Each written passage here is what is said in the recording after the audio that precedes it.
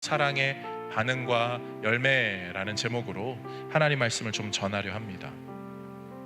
우리 모든 믿음의 가정들, 아니 우리 모든 사람들에게는 가정이 있어요.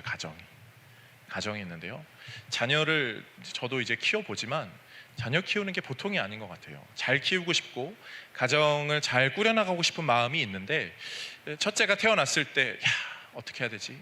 어떤 옷을 입혀주고 어떤 것을 제공해주고 애들이 자라면서 무슨 이유식을 뭐를 먹일까, 어떤 것을 이렇게 잘 몸에 잘 좋은 걸 할까 아주 고민을 합니다. 50일이 되면 뭐 하죠?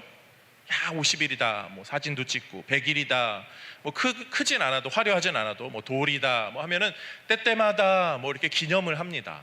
그리고 아이들을 쭉 키워나가죠. 그런데 아이들이 어느 정도 자라게 되면 모든 가정마다 일어나는 현상이 있죠. 자녀들이 이제 좀 컸다고 부모님들에게 이렇게 말해요. 엄마, 아빠, 그만 좀 하세요. 그만 좀 간섭해요. 내가 알아서 할게요. 부모는 정말 정성으로 키우는데 자녀들은 그것을 귀찮은 간섭으로 여겨요. 그리고 서로 사랑하지 않는 것은 아닌데 사랑하는데, 때로는 이런저런 간섭 때문에 또 상처가 되는 말들을 주고받게 되죠. 왜 그런 일이 벌어지죠? 자녀도 부모를 사랑하는데요, 부모도 자녀를 사랑하는데, 자녀가 때로는 다른 내가 사랑하는 영역이나 어떠한 존재가 생기면서 그 영역을 부모가 침범하는 것처럼 느껴져서 좀 불편한 거예요. 그래서 때로는 모진 상처가 되는 말들이 가정 안에도 이런저렇게 진행이 됩니다.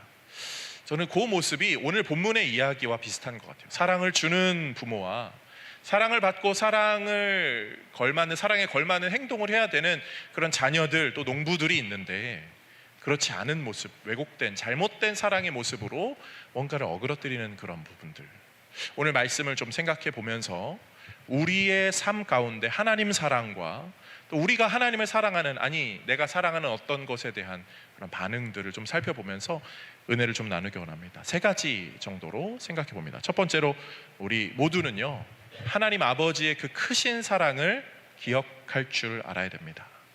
오늘 본문의 1절이 이렇게 시작해요. 1절 말씀을 한번 우리 초등학교 친구들만 한번 읽어볼까요? 시작. 네, 우리 집중 안 하고 있죠? 괜찮습니다. 다시 한번 같이 읽겠습니다. 시작. 예수께서 비유로 그들에게 말씀하시되, 한 사람이 포도원을 만들어 산 울타리로 두르고 즙 짜는 틀을 만들고 망대를 지어서 농부들에게 세로 주고 타국에 갔더니. 아멘. 이 주인의 행동은요 정말 하나님의 그 사랑을 참 잘 표현한 거죠. 포도원을 만들고 울타리를 만들고 망대를 만들고 농부들이 농사를 지을 수 있는 여건을 쫙 만들어 줍니다. 사실 하나님이 우리에게 베푸신 은혜, 가장 큰 은혜 중에 하나가 그거잖아요.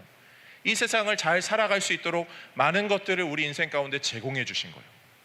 오늘 본문의 이 주인이 얼마나 잘 제공해 줍니까?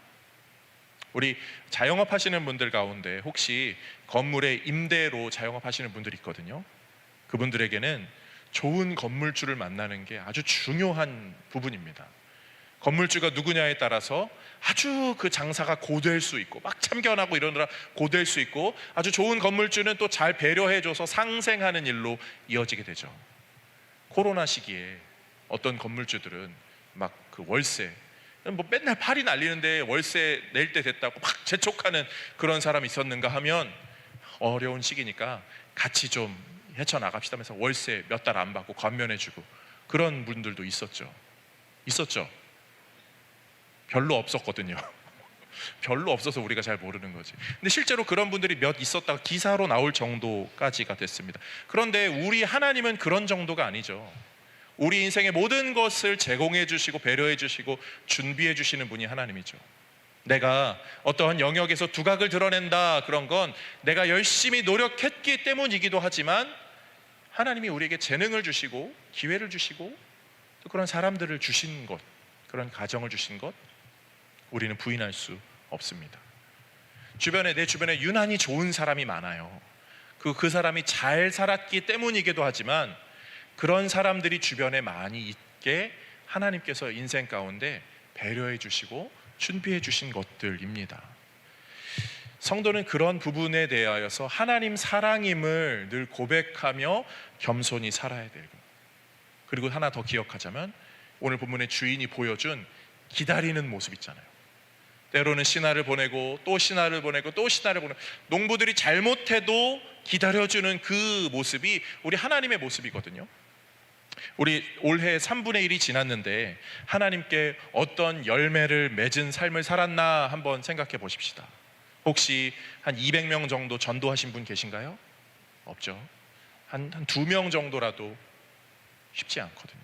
한 명도 쉽지 않을 수 있어요. 아니면 뭐 전도는 아니어도 엄청난 헌금으로 하나님께 이렇게 하신 분 없어요. 우리 중에는요, 뭐 대단한 뭘 이런 걸, 그런 열매, 하나님은 그런 걸 바라지도 않으시지만 우리가 그런 열매가 아니라 오히려 하나님을 속상하게 하는 일이 있었음에도 불구하고 바로 불벼락을 내려서, 바로 우리 집에만 뭐 소낙비가 내려서 그런 심판하지 않으시고요, 기다려주세요. 농부들이 바르게 반응하기를 기다리는 주인의 마음처럼, 아무개가 더 신앙으로 성숙했으면 좋겠다, 더 나를 사랑했으면 좋겠다, 예배를 더 흠모했으면 좋겠다, 또 그 사랑으로 선대했으면 좋겠다. 하나님은 그러한 자유의지를 우리에게 주시고 선택하라 하시고 그 선택을 기다려주시죠. 좋은 선택이 될 수 있도록. 우리 함흥차사라는 말 아시죠? 함흥차사. 우리 초등학교 친구들 우리 공부를 아주 잘하게 생긴 우리 예성아, 함흥차사가 뭐지? 함흥차사? 무슨 역사, 아이들 역사 무슨 시험도 보던데요? 수연이 혹시 역사 그 몇 급 그런 거 땄니? 못 땄어? 우리 역사 몇 급 딴 세연이었나? 안 배웠어요? 고맙습니다. 고마워. 너희들이 몰라야 목사님이 이야기할 맛이 나지. 그렇죠? 함흥차사라고 있잖아요. 태조 이성계에 관련된 이야기. 거기로 이 태종이 자꾸 신하들을 보내잖아요. 그런데 태조 이성계가 어떻게 하죠? 계속 화살을 쏴서 그 신하들을 죽입니다. 왕이니까 좀 이렇게 신하들을 보내죠. 그런데 어떻게 해야 돼요? 사실은 막 군사를 대동하고 막 이러는 게 좀 맞을 것 같잖아요. 그런데 오늘 본문에서도 요 주인은 기다려줘요. 계속 선대하죠. 좋게 대우해 주는 거, 하나님의 선하신 마음이고 우리를 향한 배려죠. 오늘 이렇게 성가대 찬양하는 걸 보는데요, 진짜 이렇게 또 아름답게 작품을 만들어내시고 점점 든든하게 해가는 게 제가 목회를 잘해서 라는 생각이 전혀 들지 않더라고요. 하나님께서 참 이렇게 교회를 잘 세워가시는구나. 우리 청년들이 얼마나 바빠요. 우리 청년들 제가 막 1박 2일 목사님이 맛있는 거 사줄게, 어디 좀 가자 막 해도요, 목사님 제 직장 다니느라 학교 다니느라 시험 기간이라 시간을 못 내거든요. 근데 이렇게 막 워십으로 이렇게 하는 거 보면은 얼마나 하나님이 좀 이렇게 인생들을 귀하게 이끌어 가시는지, 하나님의 그 신앙의 사랑의 이끄심이 우리 청년들에게도 계속 이어지기를 주님의 이름으로 축복드립니다. 아멘이 제일 크는. 우리의 인생에도 그 하나님의 사랑을 잊지 않는 우리 모든 성도님들이 되시기를 간절히 소망합니다. 두 번째로요, 그런가 하면 우리는 우리의 인간의 왜곡된 잘못된 사랑이 있음을 좀 기억하셔야 돼요. 오늘 본문에 이 농부들이요, 욕심을 부리죠. 욕심을. 황금알 낳는 거위 이야기 다들 잘 아실 거예요. 이 온세대 예배 때는 제가 약간 이런 이야기들을, 일상의 이야기들을 좀 넣습니다. 황금알 앓는 거위의 이야기, 우리 찬양을 잘하는 시연아, 황금알 낳는 거위 이야기 알아? 그 이야기가 무슨 이야기지? 결론이 어떻게 되지? 거위를 어떻게 하지? 그렇지, 고맙다, 센스가 있네. 목사님한테 또 설명하라고. 그 아시잖아요. 거위, 황금알 낳는 거위의 그 뱃속에 황금알이 있을 줄 알고 배를 갈랐더니 이 알이 없었더라. 그래서 뭐 다 흐지부지된 그런 이야기잖아요. 오늘 농장의 주인이 황금알 낳는 거위를, 그 농장을 농부들에게 준 거죠. 소출의 일부만 나에게 주고 너희들 농사 지으면서 살아라. 이 사실 소작농들한테 더 좋은 거죠. 일거리를 주고 삶의 터전을, 그리고 아주 잘 준비해 준 거잖아요. 뭐 엄청 포도 열매를 많이 실어라 이런 거 아니고, 포도즙 틀이 있는 걸로 봐서 포도즙이나 포도주 뭐 몇 병 이런 식으로 이제 주인은 좀 원했을 거예요. 근데 그거를 이 농부들이 어떻게 한 거죠? 주기 싫은 거죠. 아까워한 거죠.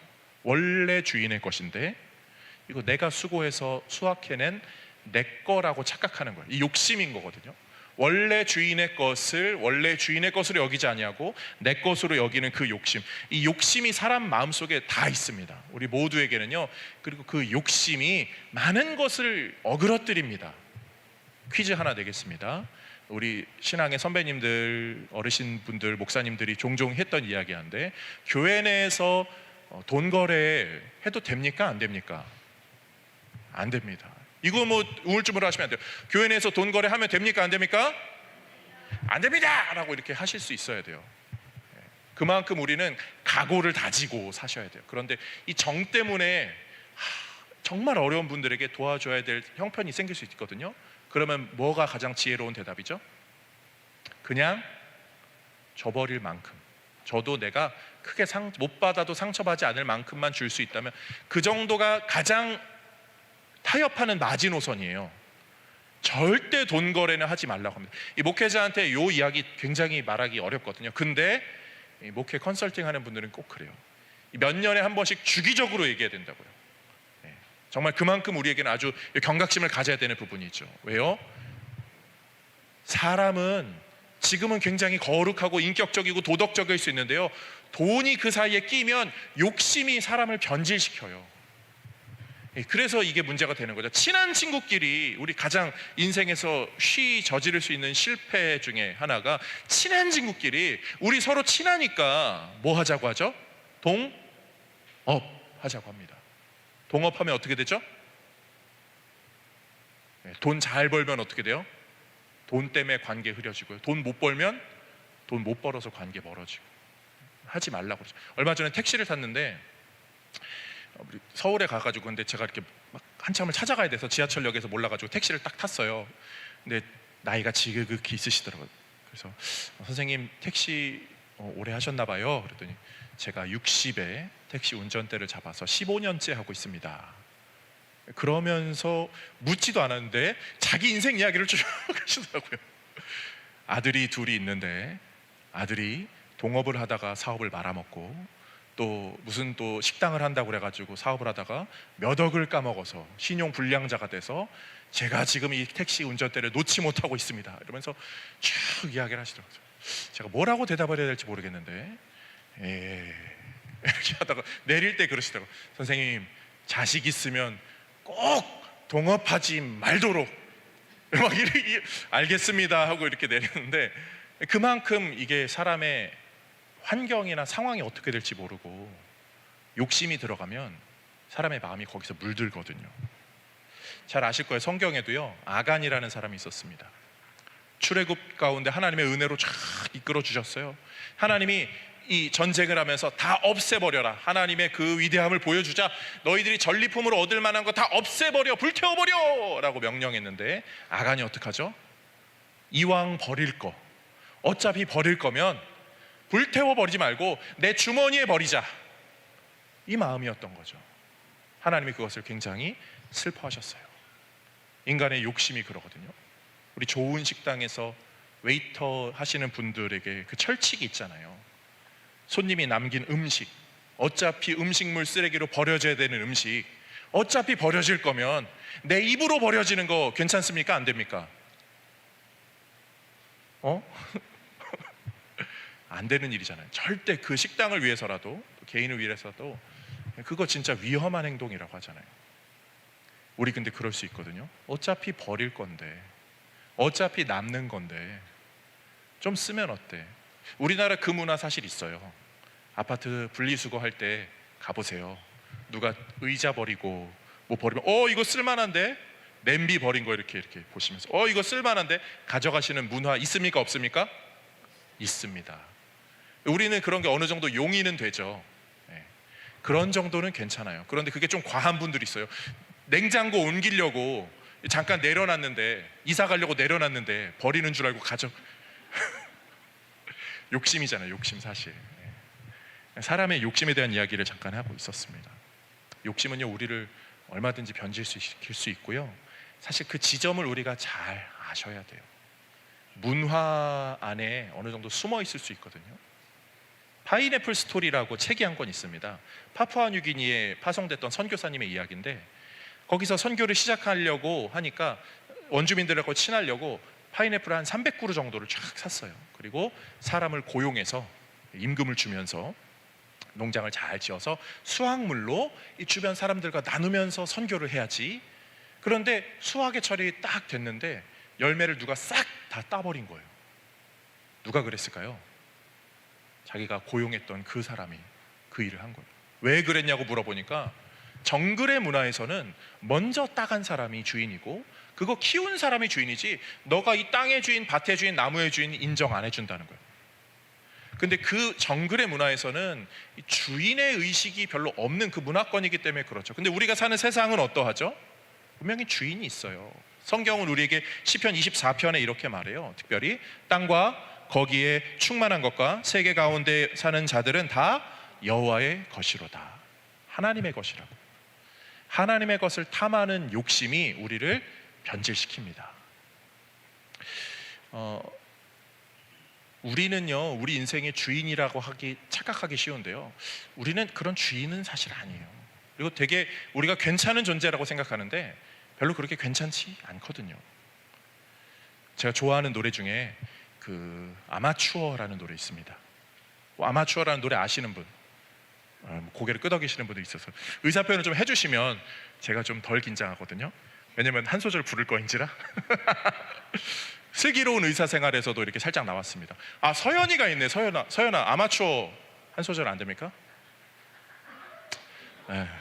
아무튼 제가 살짝 부르면, 제가 음정이 불안해서 살짝 부르면, 왜냐 9시 예배 때 좀 창피했어요. 잘못 불러서. 네, 그 가사가 그래요. 아무도 가르쳐주지 않기에 모두가 처음 서보기 때문에 우리는 세상이란 무대에서 모두 다 같은 아마추어야. 아무도 가르쳐주지 않기에 모두가 처음 서보기 때문에 우리는 제가 이 아마추어거든요. 아마추어의 특징이 뭔지 아세요? 아무튼 이 노래 다 아시죠? 우리는 세상에서 다 아마추어로. 이승철 씨가 부른 거예요. 정말 우리나라 최정상 가수가 우리는 세상이란 무대에서 다 아마추어라고요. 아마추어의 특징이 뭐죠? 자기가 잘하는 줄 알아요. 박태환처럼 노래 잘하는 줄 알아서 막 이렇게 하지만 이 자신감만으로 넘을 수 없는 영역이 있잖아요. 얼굴이 지금 너무 빨개지는 것 같아가지고 설교를 잠깐 멈추고 싶은데 그게 아마추어의 특징이잖아요. 막 혼자 막 합니다. 그렇지만 무대를 망쳐요. 프로는 어떻죠? 잘할 수 있는 능력이 있지만 지휘자와 이 연주자와 이 작곡자의 그 의도를 파악합니다. 그리고 오늘 성가대가 있죠. 오 할렐루야 막 이런 것처럼 이거를 조절할 줄 아는 게 진짜 프로의 영역인 거잖아요. 우리 인생은요, 우리는 아마추어예요. 우리 인생의 진짜 주인은 하나님이시고요, 우리를 만드신 분이 하나님이시기 때문에 내가 하고 싶은 대로 하면 이 인생이라는 무대에서 우리는 결국 망가진 작품을 만들 수밖에 없어요. 그런데 하나님이 우리의 주인이심을 인정하면 그분이 야 여기서 크게, 여기선 작게, 여기선 소출을 가지고 와야지, 여기선 내가 제공해 줄게, 인생을 잘 살게 되는 비결인 줄로 믿습니다. 이 사실 기억하면서 자기 사랑의 그 욕심 때문에 너무 나를 사랑해서 다른 사람은 신경 쓰지 않고 나만 채우고자 하는 그 자기 사랑의 잘못된 욕심에 먹히지 않는 우리 모든 성도님들 다 되시기를 주님의 이름으로 축복드립니다. 마지막 세 번째로요, 그런 우리의 잘못된 사랑을 바로잡아 주시는 예수님의 사랑을 우리가 한번 마지막으로 점검해 보시면 좋겠습니다. 오늘 본문의 이 이야기가 쭉 진행이 되죠. 본문의 이야기 이미지로 이렇게 보신 거 나름 괜찮았나요? 역시 또 아마추어의 마음이 더 어깨가 올라갑니다. 열심히 준비해 보겠습니다. 다음에도 기회가 있으면. 그 이야기를 듣는 이스라엘 지도자들의 마음은 어땠을까요? 이스라엘 지도자들은요, 부유한 사람들이었어요. 나름 그런 땅과 밭을 가지고 있었던 사람이었을 거예요. 그래서 이 이야기를 듣는 중에 주인에게로 마음이 투영이 될 수밖에 없거든요. 내가 소작농들에게 준 그 땅에서 만약에 그 농부들이 자기에게 그 소출을 바치지 않고 있다면 얼마나 화가 나는지를 너무나 잘 아는 그런 현상이 벌어지고 있을 거예요. 그래서 예수님의 이야기를 들으면서 저 이야기가 결국은 저 농부들을 아주 그냥 심판하는 그런 이야기로 빨리 끝나야 될 터인데 그런 기대감이 있었을 거예요. 우리는 그런 기대감이 있거든요. 드라마 보실 때 왜 우리나라 분들이 드라마를 좋아하시죠? 저거 빨리빨리 어떻게 돼야 되는데 요 그 기대하는 마음이 있잖아요. 우리 왕과 사는 남자 영화 엄청 인기 끌었죠. 1,000 몇백만이죠? 안 보셨어요? 네, 그 엄청 인기를 끌었죠. 그 영화에서 단종 이야기가 나오잖아요. 단종이 우리가 보면은 그 사슴 같은 눈망울에 그 배우가 막 이렇게 하거든요. 죽으면 안 되는데, 죽으면 안 되는데 막 그러거든요. 근데 우리는 결과를 다 알아요. 단종 나중에 어떻게 되죠? 죽어요. 역사를 알고 내용을 아는데 영화를 보는 내내 죽으면 안 되는데 이게 사람의 그 심리거든요. 우리 사람의 심리로 저기 초등학교 친구들은 자기만의 이야기로 좀 빠져가고 있어요. 앞에 좀 봐줘. 네. 이 이야기에서, 오늘 본문의 이야기에서 유대 지도자들은 저 농부들 빨리 이렇게 해야 될 터인데 이러한 결과를 원했어요. 아들을 보낸다고 할 때 아마 절정에 이르렀겠죠. 하나뿐인 아들을 보내니 이제는 군대를 이끌고 가서 쫙 처리하기를 누구보다 바랬을 거예요. 그런데 예수님의 이야기는 어떻게 진행이 되죠? 아들을 보냈을 때 어떤 일이 벌어집니까? 아들이 죽죠. 그러면 안 되는데, 아들은 죽으면 안 되는데. 그런데 그 이야기가 사실 유대 지도자들의 이야기고 세상의 이야기였죠. 아들을 죽이는, 하나님의 아들을 죽이는 이야기요. 예수님이 저는 이 아들을 죽이는 이야기를 직접 하신 이유에 대해서 이 세상이 그런 것임을 더 드러내는 것이라고 봐요.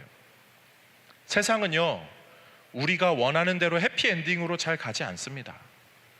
이런저런 일련의 사건들은요, 우리가 원하는 대로 좀 이렇게 되면 좋겠는데 라고 되지 않아요.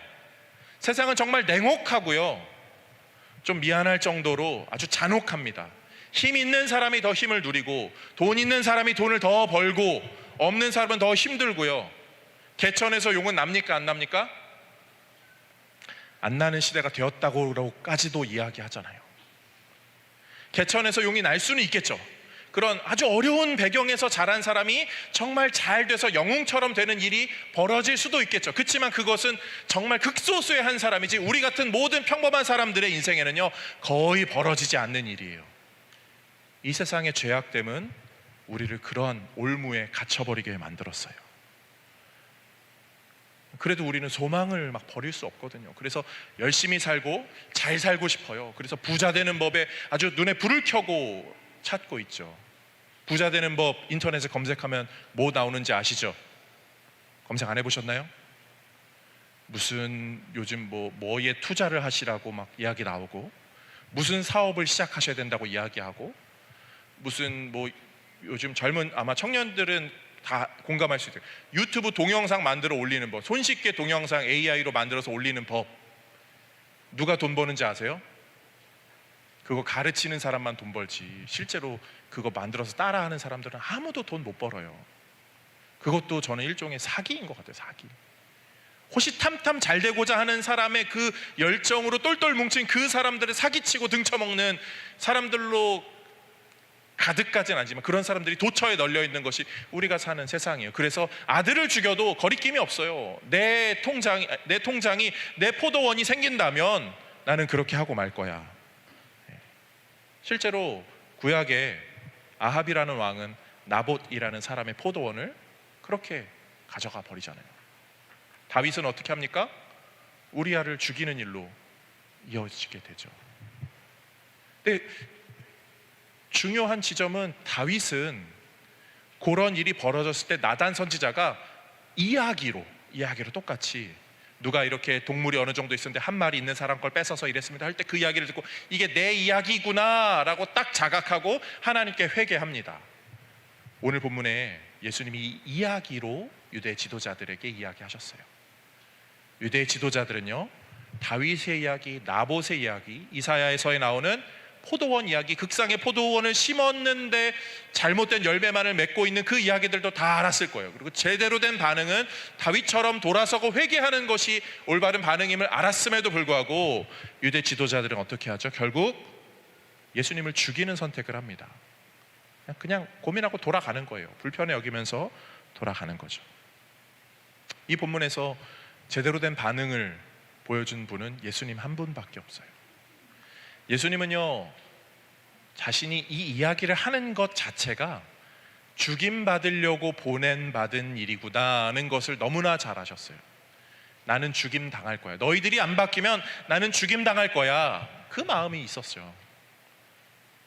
그런데 손해가 뻔히 보이고 내가 죽어야 되는 게 뻔히 보이면 그 길을 피하고 싶은 게 사람의 마음이잖아요.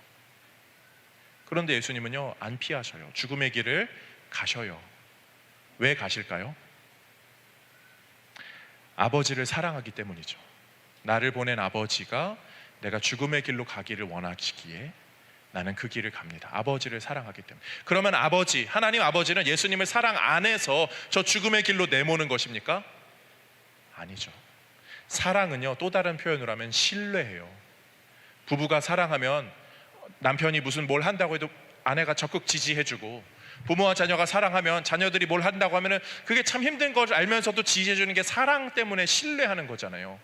예수님은요, 나를 이 죽음의 길로 보내는 하나님을 사랑하기 때문에 나를 보내시는 데는 이유가 있겠지.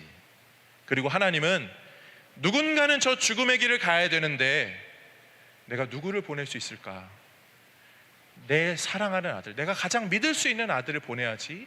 그 서로의 사랑으로 예수님은 이 죽음의 길을 가신 거죠. 그리고 그 죽음의 길 이후에 어떤 일이 벌어진 거죠? 결국 아들이 죽게 되고 하나님은 그 죽음 이후에 부활의 일을 은혜로 허락해 주십니다. 오늘 본문의 이야기로 좀 마무리되면서 설교를 좀 마쳐보겠습니다. 오늘 본문의 이야기는요, 9절에 이렇게 나옵니다. 9절 말씀 읽어볼게요. 시작. 포도원 주인이 어떻게 하겠느냐? 와서 그 농부들을 진멸하고 포도원을 다른 사람들에게 주리라. 아멘. 아들이 죽은 걸로 끝나지 않고 주인이 모든 것을 바로잡는 일로 끝나요.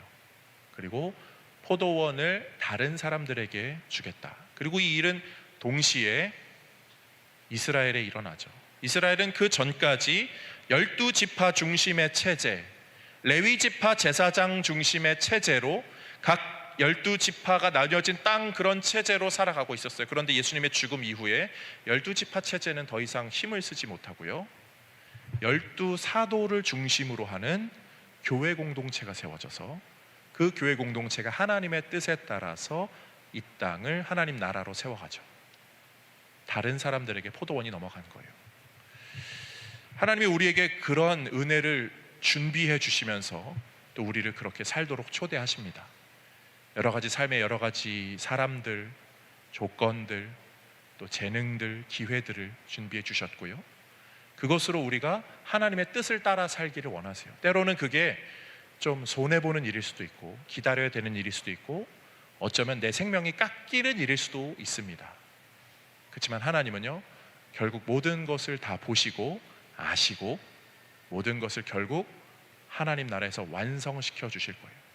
그래서 우리는 오늘을 살고 이 시대를 살아도 세상 사람들처럼 욕심으로 사는 것이 아니라 하나님을 의지하는, 또 하나님의 뜻을 따르는, 그리고 그 뜻에 따라서 세상 사람들은 이해 못할 선택들을 하면서 살아가는 거죠. 이 모든 것을 해나갈 때 오늘 설교의 첫 번째 대지, 하나님의 그 사랑이 우리 인생 모든 저변에 있음을 기억하시면서 하나님 사랑 노래하며 살아갈 줄 아는 우리 모두가 되기를 주님의 이름으로 축복드립니다.